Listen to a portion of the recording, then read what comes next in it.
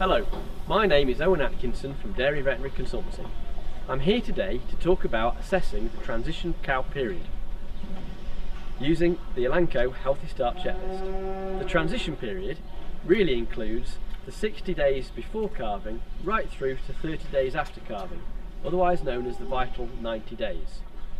Transition cow management is very important because it affects not only the health of cows after calving and in early lactation, but also their production too. The Healthy Start Checklist has 3 components looking at all of the dry cows. Firstly, housing, secondly, cow factors, and thirdly, nutrition and water.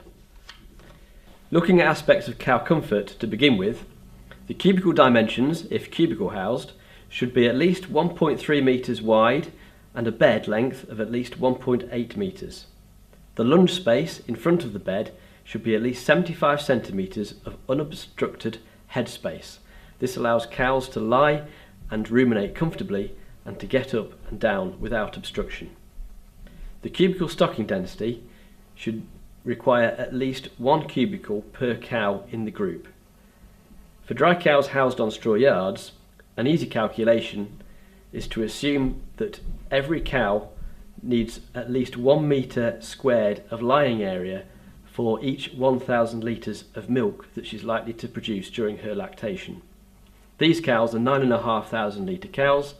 They would require 9.5 square metres of strawed bedded area to lie. Looking at the feed space, dry cows do not naturally have a very high drive to eat.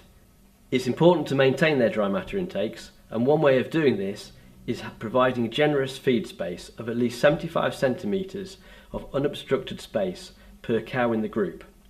Moving on to cow factors, body condition scoring is one of the most important aspects of measuring performance of dry cow management. Our target for Holstein herds is to calve cows between the body condition of 2.5 to 3.5. Over fat cows and over thin cows are more at risk of transition disease problems. We need to have a plan for how to deal with the outliers. In other words, those cows with a body condition score of less than 2.5 and those cows with a body condition score of more than 3.5.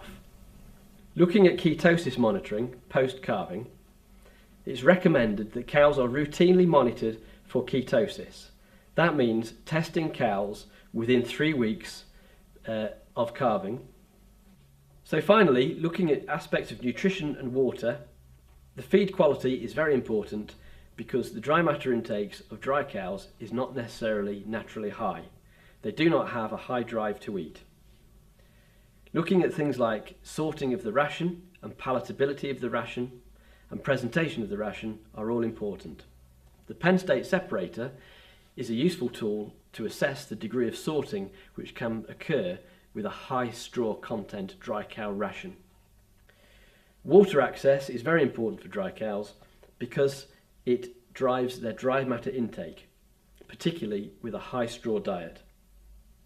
Cows require at least 10 centimetres of linear access to water per cow in the group. The water should be clean, and ideally there should be at least 2 locations of fresh water within each dry cow pen. The benefits of working with the Healthy Start Checklist is about the vet and farmer working together to identify the bottlenecks during the transition cow period. A structured plan is agreed and then implemented to improve the management of the transition cows, leading to better health and higher production.